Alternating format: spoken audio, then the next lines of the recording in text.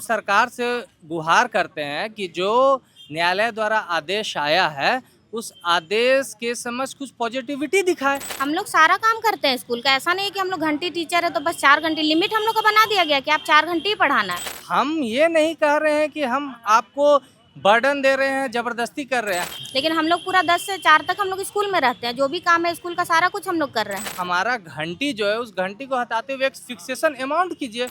लेकिन सैलरी हम लोग को बस वही 4 घंटे का ही मिलता है, काम हम लोग से पूरा लिया जा रहा है। मार्च से हम लोग को सैलरी नहीं दिया गया, एक तो कम मिलता है, ऊपर से टाइम से नहीं दिया जाता।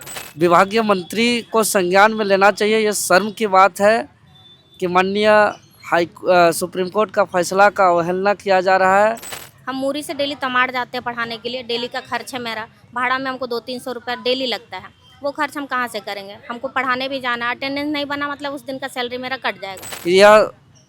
इसमें मतलब क्या बोलिए, संविधान का भी अपमान किया जा रहा है। मतलब डेली हमको जाना है, किसी भी तरीके से पहुंचना है, और वो हम लोग कर रहे हैं। हम लोग अपना जिम्मेदारी पूरी तरह से निभा रहे हैं और अच्छे से निभा रहे हैं। हम वही कर रहे हैं ना कि ये सरकार चाहे वो गुरुजी का नाम का वो एक मार्केटिंग करना चाह रही है। एक्चुअल में यहाँ न अल्पसंख्यक, न आदिवासी जनजाति, न आदिवासी जाति, न माइनॉरिटी का कल्याण का यहाँ कोई बात नहीं है।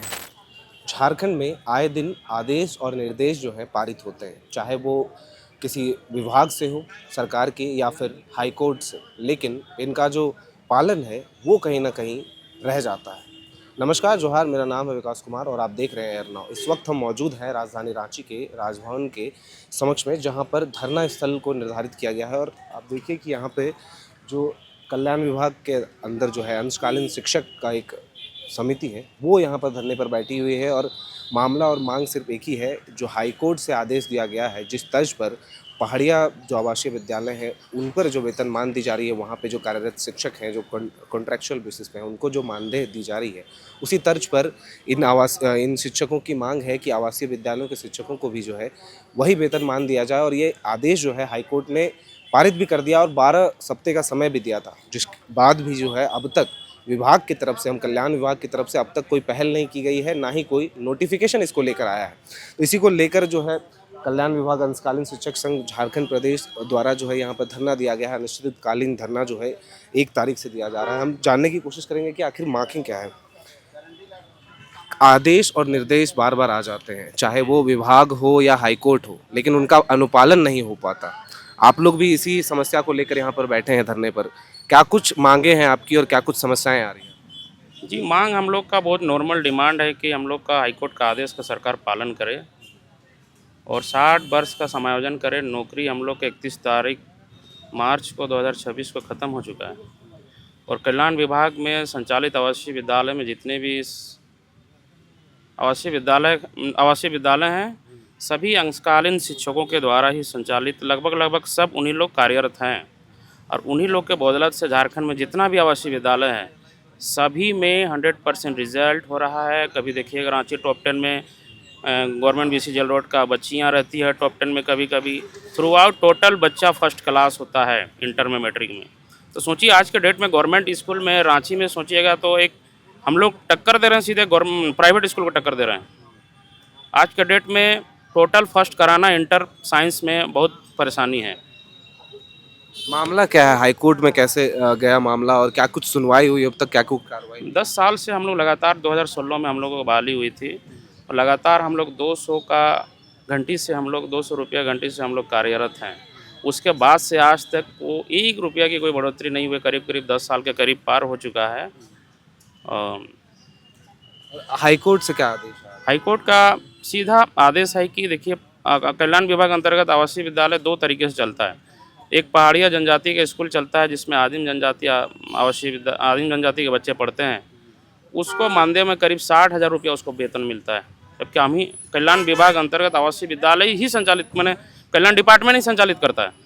जबकि हम उसी डिपार्टमेंट में ही अन्य आवासीय विद्यालय में हम लोग को एक MSc BEd, double MSc PhD धारक भी बहुत सारे हैं, उन लोग को 200 रुपया वेतन मिलता है। क्या यह न्याय है?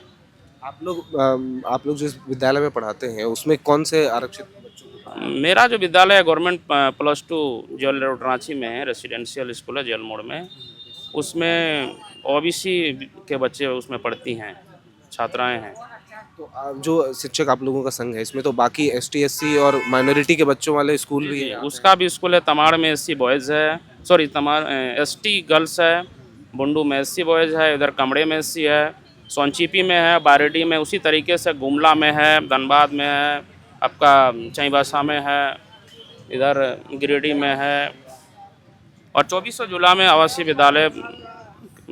विद्यालय स्कूल संचालित हैं। अब आप लोग इतने बार गुहार लगाए हाईकोर्ट में, हाईकोर्ट का आदेश भी आया, विभाग इस पर कोई कार्रवाई नहीं कर रही है।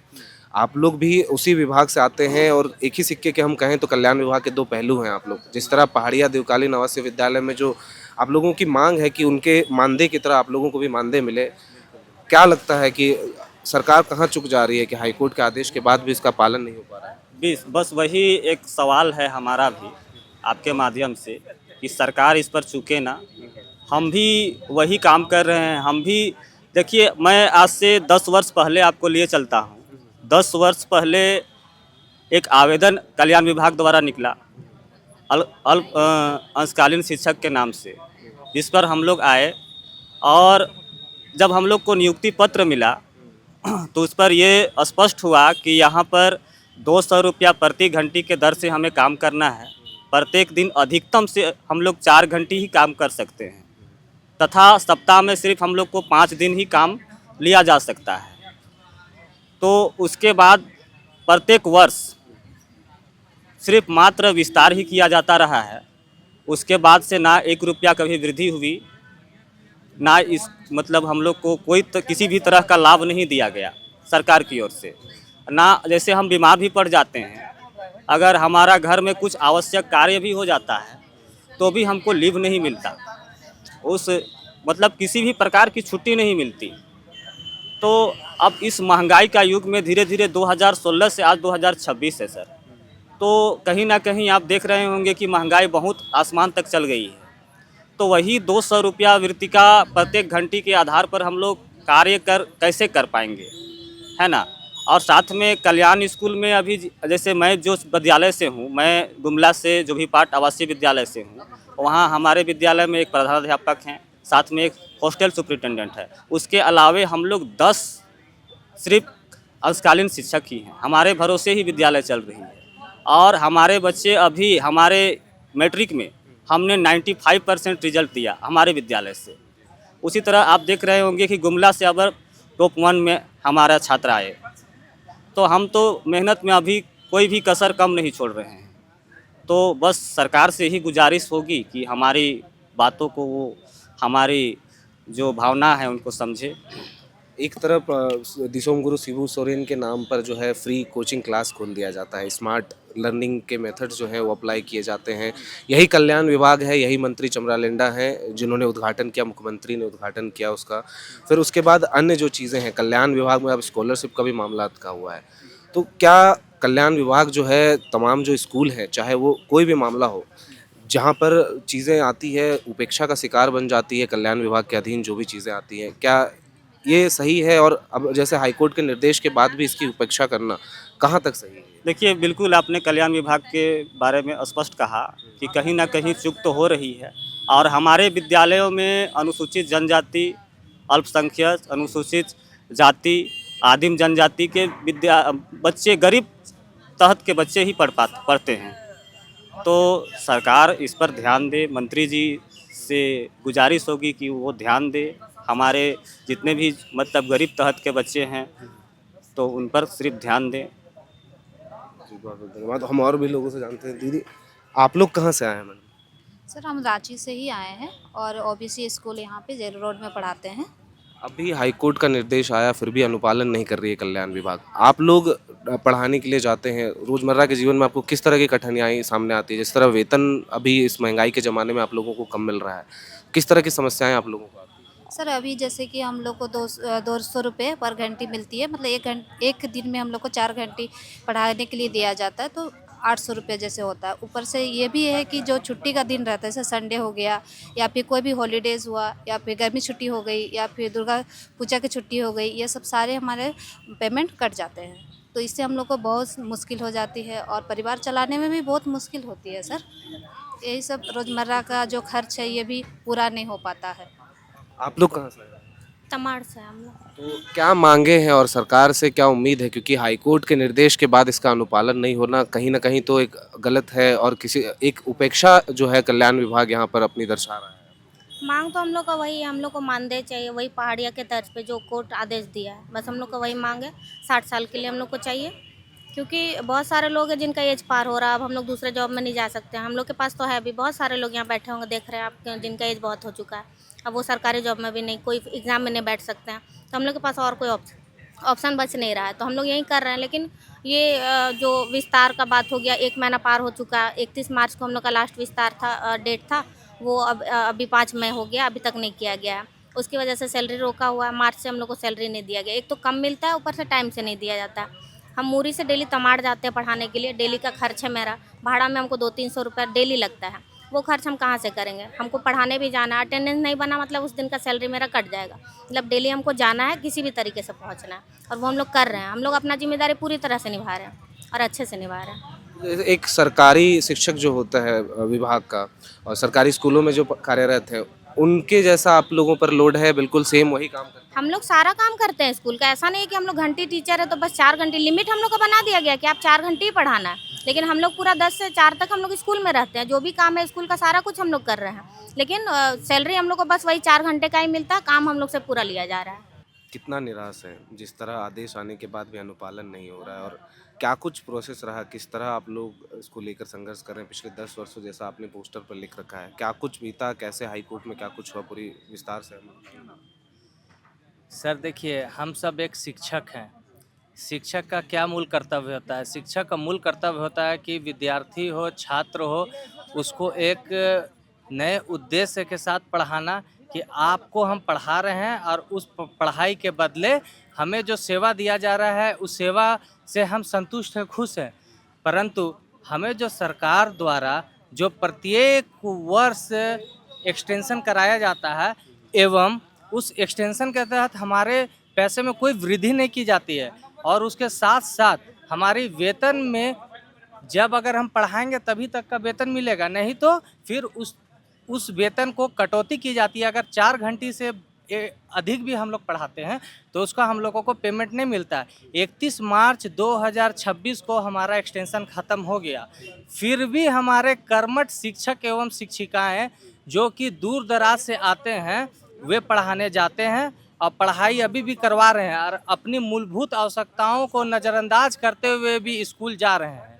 तो अतः अभी आप ही बताइए, हमारे पास अब भाड़ा नहीं रहेगा स्कूल जाने के लिए, तो क्या वो विद्यार्थियों के लिए हितकर है?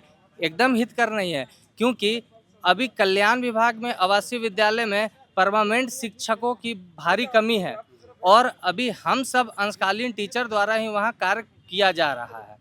तो हम सरकार से गुहार करते हैं कि जो न्यायालय द्वारा आदेश आया है उस आदेश के समझ कुछ पॉजिटिविटी दिखाए। हम ये नहीं कह रहे हैं कि हम आपको बर्डन दे रहे हैं, ज़बरदस्ती कर रहे हैं। हमारा घंटी जो है, उस घंटी को हटाते हुए एक फिक्सेशन अमाउंट कीजिए। फिक्सेशन अमाउंट के साथ ऐसा फिक्सेशन अमाउंट कीजिए जो आप पहाड़िया दिवाकालीन तर्ज के तौर पर, न्यायालय आनंदा सेन ने कहा है कि इसे, अगर ये 2 विभाग समान हैं तो इन्हें भी वही लाभ दिया जाए, परंतु विभाग की अनदेखी द्वारा हमें नज़रअंदाज किया जा रहा है। और जब भी अगर हम अपने जिला कल्याण में पूछते हैं या सचिवालय जाते हैं तो हमें उत्तर स्पष्ट रूप में नहीं दिया जाता है। हम सब एक मिडिल क्लास फैमिली से आते हैं, मिडिल क्या बोलिएगा, सुदूर क्षेत्र से आते हैं, दूर दराज से आते हैं। तो अब हम सब अगर इस विद्यालय से अगर हट जाएंगे, अगर ये सब विद्यालय से हमें हटा दिया जाएगा तो हमारा एज भी अब चला गया, क्या अभी हम कुछ किसी दूसरे नौकरी को कर पाएंगे? सब हम लोग शादीशुदा हैं, बाल बच्चेदार हैं, हमारे बच्चे भूखे रह जाएंगे। अतः हम सब यही सरकार से गुहार करते हैं कि हमें न्यायालय के आदेश के द्वारा हमारे वेतन को एक फिक्सेशन अमाउंट में कर दिया जाए। अभी तक हम लोगों को मानदेय नहीं किया गया, तो एक उचित मानदेय भी किया जाए। तो यहाँ पर शिक्षक संघ जो यहाँ पर बैठी हुई, यहाँ पे जेएलकेएम नेता देवेंद्र नाथ महतो भी यहाँ पहुँचे हैं, हम उनसे भी बातचीत करते हैं। दादा, आदेश आ जाते हैं, आदेश पारित हो जाते हैं, निर्देश भी जो है वो निर्धारित किए जाते हैं, लेकिन सरकारी विभाग जो है इसका जो है पालन अनुपालन नहीं कर पाती है, कहाँ चूक रह जा रही है?